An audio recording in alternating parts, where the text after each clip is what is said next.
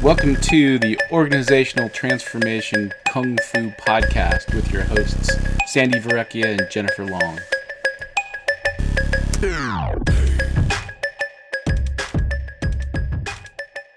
So welcome to this episode of Organizational Transformation Kung Fu, or OT Kung Fu as we like to call it. I'm here, of course, with Executive Coach Jen Long in Denver, Colorado at Management Possible. And I'm Sandi, an Executive Coach coming to you from Toronto, Canada at Satori Consulting. If this is your first time listening in, we've dubbed our podcast OT Kung Fu because the art of Kung Fu requires patience and energy and time to complete. Much like organizational change or transformation, it takes time to master a skill, and it takes the patience and change framework to get us there. Obviously, as executives or executive coaches, this is part of your playing field. Today, I want to start our podcast with a quote by Master Tan So Ting. Never forget that, at the most, a teacher can give you 15% of the art. The rest you have to get for yourself through practice and hard work. I can show you the path, but I cannot walk it for you. I thought this was a fitting quote to begin our podcast on diversity and inclusion in the workplace. Diversity and inclusion is a strategy, not a program. Therefore, podcasts and information sharing like ours today can only give you 15% of what you need to change. It's up to each of you to reflect internally on your conscious and unconscious biases when it comes to diversity and to put in the hard work to forge your own path. Hello, Sandi. Hey, Jen. So maybe we can start at the beginning because this is a heavy topic and really kind of talk about what is diversity and inclusion to begin with, because they are two separate things, right? And I made the joke earlier when we were getting ready that it's like coaching and feedback, right? It's not the same thing. Diversity and inclusion, just because they all end up in the same sentence together, doesn't make them the same thing.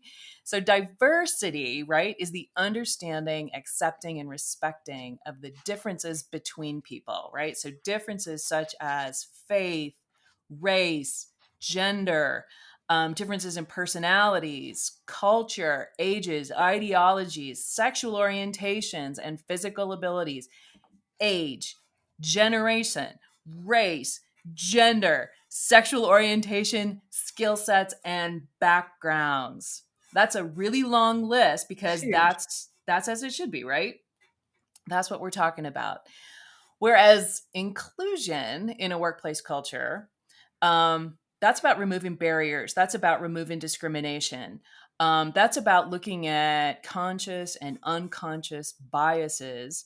And it's about leaving everyone feeling heard, seen, included, and respected. And we were also talking about Apple's version of inclusion, which we both really, really like. It's a philosophy that goes everybody in and nobody out, which Leaving I just no one love. behind. That's right. That's right. So together, right, diversity and inclusion is a strategic choice made by organizations to be inclusive always and not to tolerate behavior that does not embrace and serve an inclusive culture. Mm-hmm. So, as we've talked for 3 minutes now, and there's a lot to unpack in that couple of minutes that we've been talking, right? Right. So those definitions, and you're right, they're thrown together as a package deal, as a program that organizations need to run, and that's not what this is about. It's bigger than that. So, if you think about D&I as a strategy, and you think about it brings up this really important distinction between what diversity is and inclusion is, and what organizations need to do with it. So in fact, HBR wrote an article this month called Getting Serious About Diversity. And in this article, they talk about the fact that leaders around the world are talking about diversity, which is fantastic. We want people to talk about diversity. We need to have those conversations more and more. However, the article talks about how they couch it in the need for developing a business case for hiring more women and more people of color. And so it's not a strategy, it's a program. It's a thing they need to do. And we really need to pull back from that. So I was just telling Sandi earlier that last week I was in a marketing event and I met with, 40 some odd companies, but there were 100 there at this event.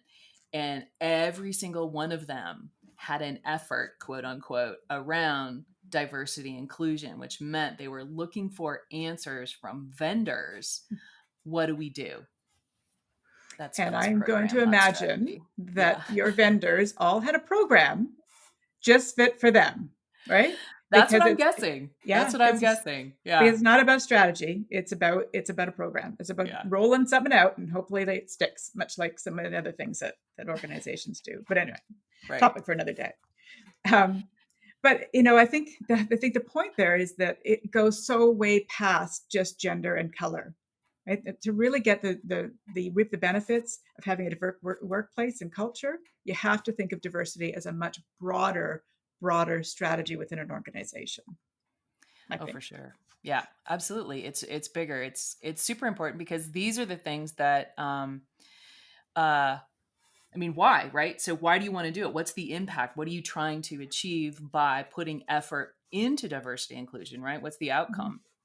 So companies are looking for higher productivity. They are looking for impacts into their hiring practices, right? Because it's got to start with who you're bringing into the organization as much as anything. Looking at how are they breaking down barriers to create room for conversations that are more curiosity driven than Mhm. as opposed to directive, right? How do we learn from each other, because that's what the diversity is essentially bringing. Um, and Higher quality work, right? And better decision making, better team experiences, and that kind of thing. Yeah. Because when you've got the diversity, you can leverage that experience when you're especially going through this COVID stuff, and people who've gone through had different Mhm. experiences and different coping strategies. That kind of stuff can be actually pretty useful. Right. But your point is really valid in that it opens the door for conversations around here. That whole curiosity part, because we can throw people in a room and say, "Oh, now we're going to be a very inclusive organization," but unless they open the door for to have those conversations, they won't happen, and we'll just go back to the way we've always done things, which is same process as always, right? So they have to open the door to have those conversations, as to why it's important that the culture changes. I think that it's really not. It's almost as simple as that. Right, right. And I was thinking about the current hiring practices, right? So talk about unconscious and conscious biases in hiring, because to this day, right? So Sandy and I are big fans of the PXT Select, right? Algorithms are unbiased and they're really, really good. The Yeah. problem is people don't want to trust the science. They don't want to take the hiring tools that are out there and use them with as much weight as they could, because it's interesting. The dynamic is we want to hire who we vibe with, who we like with, but that doesn't necessarily mean it's the right person. And it's generally what we're comfortable with, right? We're hiring around comfort as opposed to, is this going to be a good fit, Right, right. right? And one of the things that I do a lot is I help governance nominating committees find the right fit for their boards. And what I did last year with a board is actually, because it was a fairly small community, I actually whitewashed all the resumes so they wouldn't know who it was, so that Mm. their conscious or unconscious bias couldn't get in the way. So the best for the job floated to the top, and then they had to make a decision. And they had to step outside of the ring to say, "Ooh, I know that person because of their brother-in-law's daughter married my uncle's brother," Yeah, right. And he was an ass at the wedding, so It no. was, and I don't want that person in my boardroom. But it creeps in everything that we do. Like all of us have those biases, whether we choose to acknowledge them or not, or know that they're there. Right, right. Yeah, and and we all have them, and it's hard to recognize when you're in that place of bias and what that bias is about, Hmm. because it just you don't because it is your bias, you don't see it, right? It's the Right? blind spot. It's the blind spot, and It is. those are hard to pin down. Yeah. So And I'm just thinking about hiring practices, because I get asked a lot about, well, our how do we're not purposely hiring all the same people, but that's the only people who apply. And so, what do you think about how do you create a diversity and inclusion strategy in organizations, Jen, without it become a box ticking exercise? right, right. and really looking at your community and Yeah. going, who are we? Why are we attracting the same person all the time? And where are our outreach efforts? And who are we having conversations with? And who do we have relations with? And who do we not have relationships with? Right. Right. I Right. think companies have been heading in that direction, but I don't know to what success. Well, you certainly have to cast a wider net. You have to Yeah. probably change some of the language up in your job descriptions so they appear to be more inclusive. Your websites probably need to reflect who you want to be or who you are in terms of diversity, right? Right. All those pieces, when people are looking at organizations, they look at that sort of thing to say, well, do I look like I'm going to fit Right. into the organization? So Right. really look at your brand. It's an important piece of who you're attracting and why you're maybe not attracting a wider cast of people to choose from. Exactly. Yeah. Exactly. The box ticking is it'll be interesting, and I'm only kind of thinking about as the pandemic and the job recovery comes into play. Right now it feels like we're doing a lot of purging, right? Airlines are laying off, a lot of people Mm. are losing work, but I feel like that opens an opportunity, right, as we head into recovery, to Mm. really examine, right, huge opportunity to reconfigure how this recruiting comes back and what that growth wants to look like. And there are some businesses that are just slamming it right now, and how are they doing that? Hmm. um Yeah. Timeliness. Yeah, for sure. For sure. I think there's a lot of that. But I'm not a big proponent of hiring somebody just because they fit a box. Right. Right. And I think a lot of organizations are thinking that if we put one woman on our executive, then our balance is that much closer to being what people want to see, and Right. and which, or a which man is of a person of color or whatever it might be. Yeah, it's almost like you forget when you like an HR goes away and they put their job profiles together. They're not looking at it. Are they connecting the dot to the organizational strategy of Mm. what's important, right? And having that conversation with those individuals at the same time, because I do feel like it's a better fit if they value the same things Right. first and foremost, because you can train people up into some skill sets. Hmm. And we know that people that have values that are aligned in organizations are happier and they stay longer and they're more productive and more contributing. So I wonder why sometimes when I hear people thinking and talking about, well, if we just put another woman on that board or we put another woman in an executive position, why they think that's okay, because it likely isn't aligned with their strategy or their values. Right. Right. Um, I'm looking I'm looking at notes, and Hmm. I'm thinking about that, how, because we sort of tapping into this whole change management thing, right? We're sort Hmm. of tapping into um uh how are people being more, and change management's just on my mind because I'm working on a program right now about coaching change, and and maybe we should do our next podcast on complex versus complicated.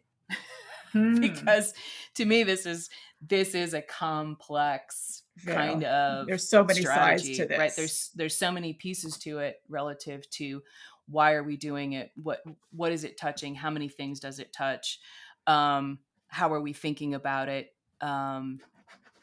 and how are we building it into, because I do feel like it's such a root part of an organization, right? So tying that root in and the why into who we are as a company, who we Hmm. want to become as a company, for so many companies, right, who are like, oh, had a little look in the mirror and we all look the same, right? So Right. what are we doing with that? Yeah. But that's a hard one, I think, because it's to take a look in the mirror and to actually acknowledge that is one thing, and that's where it has to start. But to then go deeper as to the why do we all look the same, and what are those hiring practices that we have in place, and what have we instilled as values within our organization and as attributes of working for us that gets people that has created this position, right? So really, and it's not about peeking under the covers. It's like ripping the covers off and really getting down and dirty as to why this is the way it is, and that's Yeah. uncomfortable. Yeah. Yeah. But that discomfort, right? So that discomfort, if you're getting uncomfortable, you're getting close. Mm-hmm. Right? Totally. That's what you need to be paying attention for, is if you're feeling a little uneasy and a little discomfort and you're looking at it and you're like, oh, ooh, that's when you know you're tapping the right vein, because that's the stuff you've got to really kind of put on the table. Yeah. And those experiences that might feel a little adverse or confrontational, that's when you know you're somewhere purposeful. Yeah. And from a coaching perspective, right? So the whole, if we're going to change how we do business, and change what our approach and change our why and who we are, that we got to be okay about feeling that. We got to be okay about fomenting that a little bit, Mm-hmm. and having a tough conversation with our senior teams or whoever that who we're making decisions with, right? Right. And to that end, it's like, how does it transcend the organization? So I find, like, I do a lot of strategy work and senior teams, they might be willing to go there, might, right? But I can't imagine this is going to be a poster on the wall that we're talking about, because it's so uncomfortable. So it would be whitewashed a little bit, I think, in terms. But that's why they hire, people like you and I to help facilitate those conversations and get them to go deeper. But Right. I think it's like, leadership sees one thing. What's happening at the lower ends of the organization? How are other people feeling about being included, and the diversity throughout the organization? I really do think that it's something that you need to involve more in, to really really understand where you are and what those gaps are, because for some companies the gaps are wide and big. Yeah. Yeah. And I think the more levels you've got in your organization, the bigger your Mm, organization, the obviously the less connected the top team is to what's really happening right. organizationally, right? They're so far away from how decisions get made, how teams are built, who gets on them, why they get on them, right? Yeah. Because it's always about results, it's always about performance, it's always about the stuff that makes the business go. And there's not a um, measure. They're not measured on how diverse was your team. Right. They're Right. not measured on how inclusive were you in putting that effort across, right? Mm-hmm. And I think those kinds of conversations have to happen. And if they're measured like a performance management measure, Mm. does that create resentment? Does that create distrust? Because there is a white man backlash happening Sure. in an organization, and every time a female gets promoted, um, there's a little bit of resentment Mm. because there's an assumption by some, a judgment, right? Oh, she got it because Absolutely. she was a female. She got it That's because right. she was a black female, right? Yes. That happens. That's real. Yeah, for sure. I think it's interesting. You were just saying how it's always about the bottom line, and most strategies are, right. Organizations, they're there for the stakeholders, there to make a profit.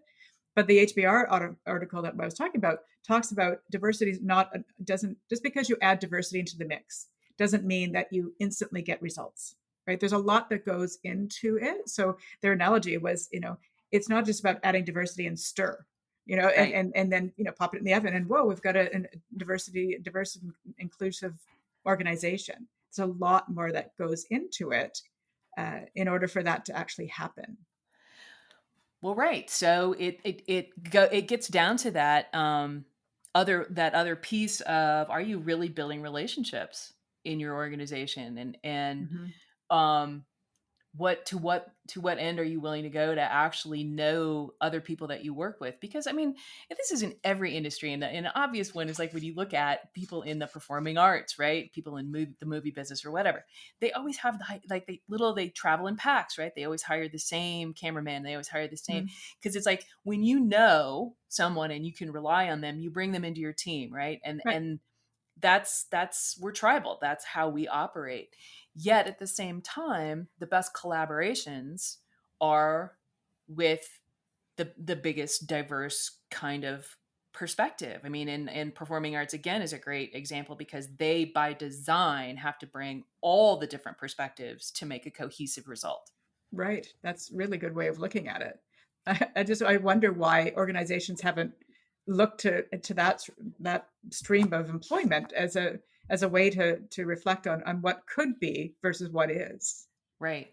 Hmm. Right. I mean, there's models out there that say here's what it can It look works. like, and that's really diversity of experience and trade, right? Of how we get to a, but what is that? How would you apply that in your own organization? How could you parse that out to say what makes this the best result? Whose voices need to be in the Hmm. room for the decision making? Whose voices need to be in the room for the ideating Yeah. on, what the strategy wants to be? And so let's talk about the strategy session. Who's in the room? Well, typically it's not junior people for sure. It's and if you're going to create a strategy, and I'm all for, I think it should be, and like I've said this a million times, it needs to be a strategy, which is not just a program. It's not the how are we going to do it. It's the what are we going to do. um, but we need to then bring it down to all levels to find out the why behind the way we are. There's just so much to unpack in it that you have to the more you include, the more educated you are, and the better your tactics around your strategy will be to bring it Right. together. Right. I really liked, right. So there's what, four actions that have kind of Hmm. been identified to help leaders and managers shift to a learning and effectiveness approach, right? And so this learning and effectiveness approach is kind of the echo that came out of the HBR article. It's kind of out of all trust building, it's out of all agile efforts.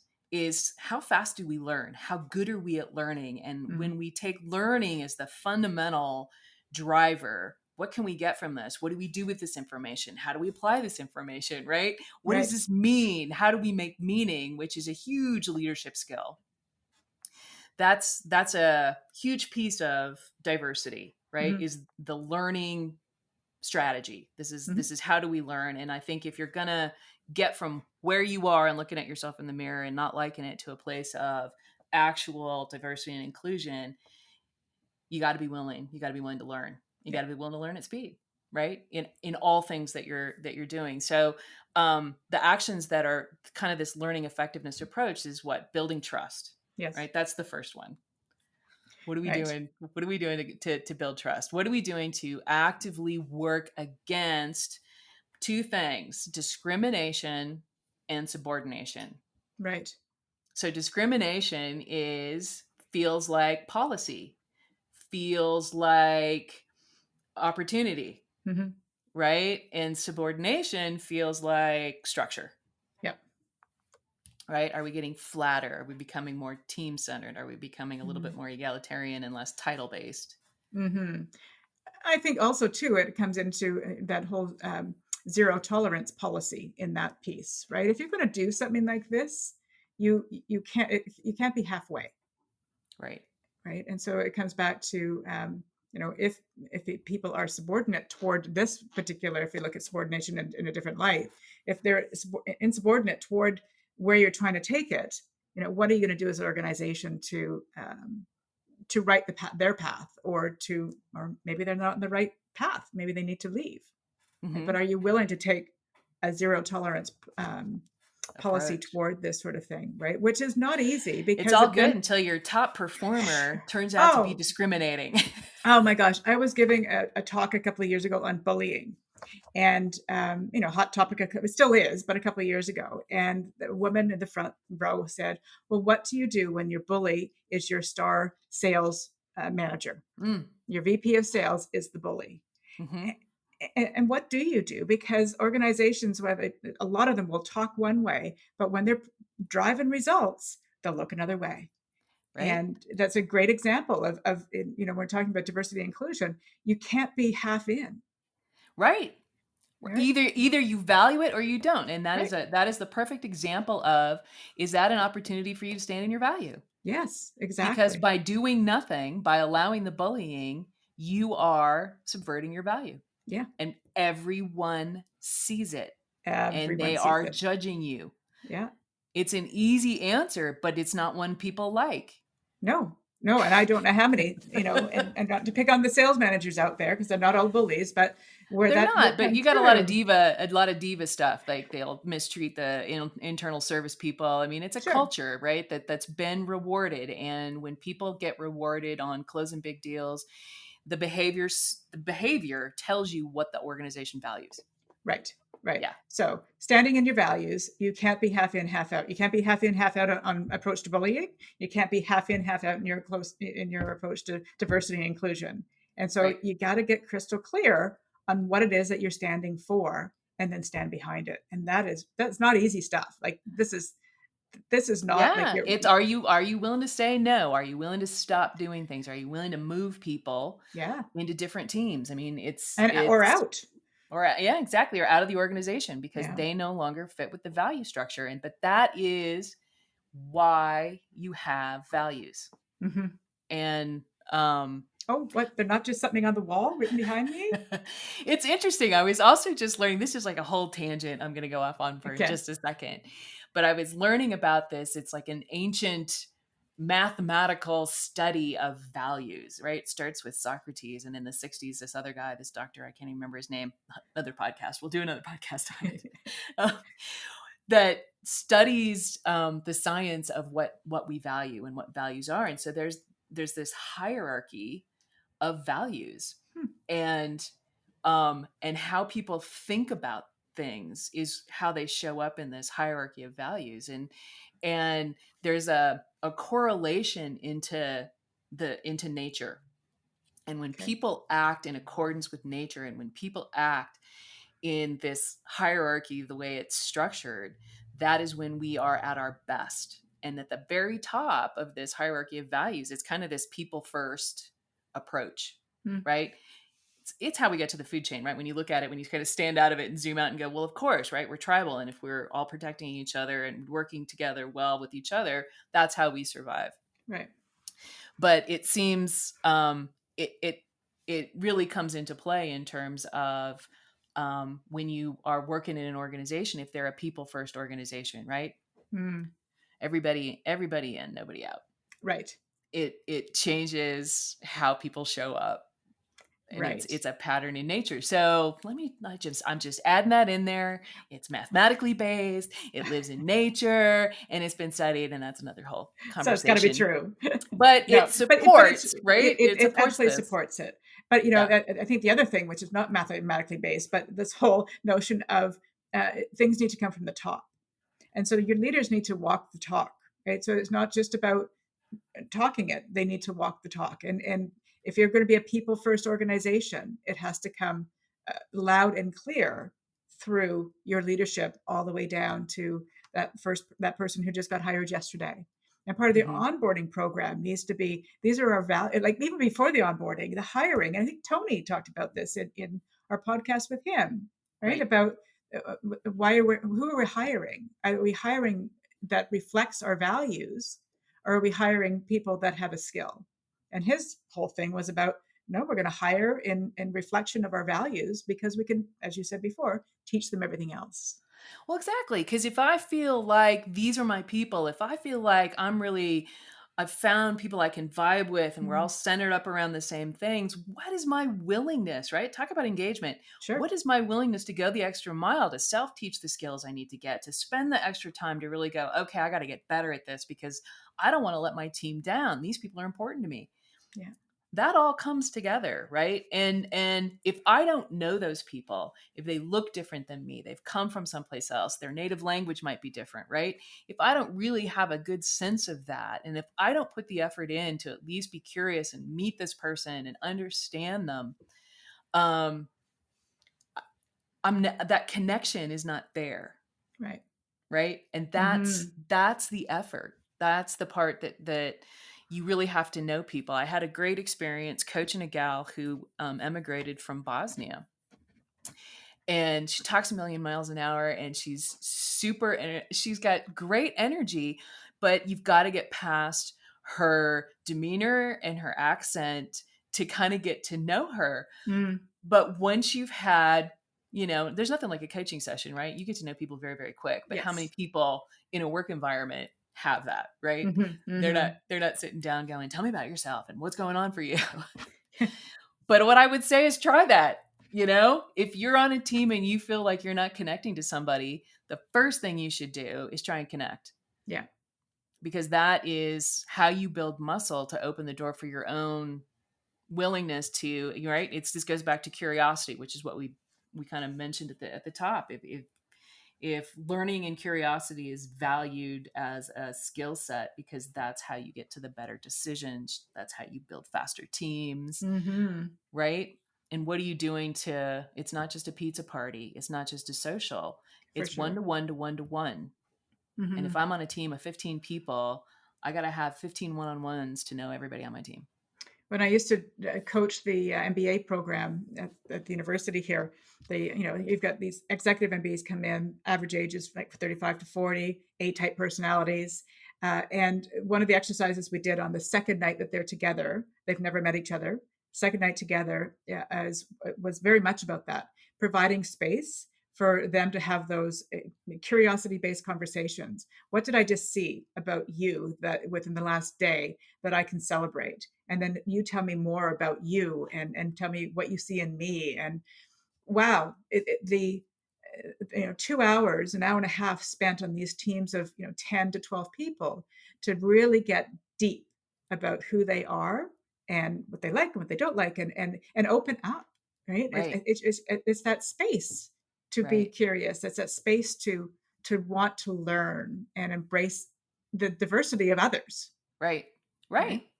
So sort of to kind of give it a wrap, because we could probably go on for a long time. The key things here are it's a strategy. It's not a program, right? It's an experience.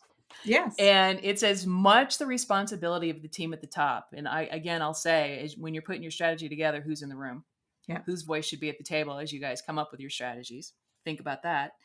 But it's also anybody and you can lead from anywhere on diversity and inclusion by virtue of how you show up, how you open up, how you create your own curiosity, and how you try and flatten your own experience, right? And not discriminate against, right? Who are you judging? Why are you judging them that way? What are your own blind spots there? And maybe do your own individual self-reflection. Don't think because I think it takes everybody rowing in that direction. It does. Not just a strategy from the top, not just we're going to talk about it and here's our effort for 2021. It's, if we're going to be more diverse and inclusive, it's everybody's actions every day on how they build team, engage stakeholders, all of it, right? The best decisions, if we've got tough decisions, whose voices are we missing, and start asking those simple questions. Yes. Yeah.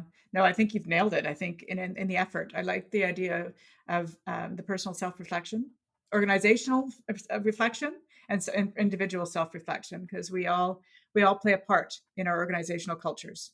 And if you're going to change it, as you say, we all need to row in that same motion, and we all play a part, and we're all going to take responsibility for it. And the notion of diversity and inclusion is not going to go away. It may feel like more of a hot topic because of all the things that have happened in the last number of months around Black Lives Matter and things like that. But it's always been there. I just don't think it's been talked about enough as it is now. So I'm glad that it is. I'm glad it's out in the open. But it's, I challenge the organizations or the HR people that are listening to us today of, what are you going to do in order to start the conversations at your organization? And don't think you have to get the whole organization all going and find some low hanging fruit, right? So strategically speaking, where can you have the biggest impact the fastest in this regard, and getting people on board, because it's one project at a time, one effort at a time, one person at a time. Yeah. Over time. Yeah, and I think that to wrap it up again, just to not to put a final point on it, would be that shift to learning and effectiveness approach. So build in trust, actively work against discrimination and subordination, embrace a wide range of styles and voices, and make cultural differences a resource for learning. So there's your platform. There you go. Excellent. All right. Well, that's it for us on diversity and inclusion, and we look forward to The next podcast coming up soon. Absolutely. Thanks again, Jen. All right, Sandy, it's lovely chatting. I look forward to talking to you again soon. Thank you for listening, and please visit Sandy's website at satoriconsultinginc.ca. That's SATORI consultinginc.ca, and Jen's website at managementpossible.com. Thanks again.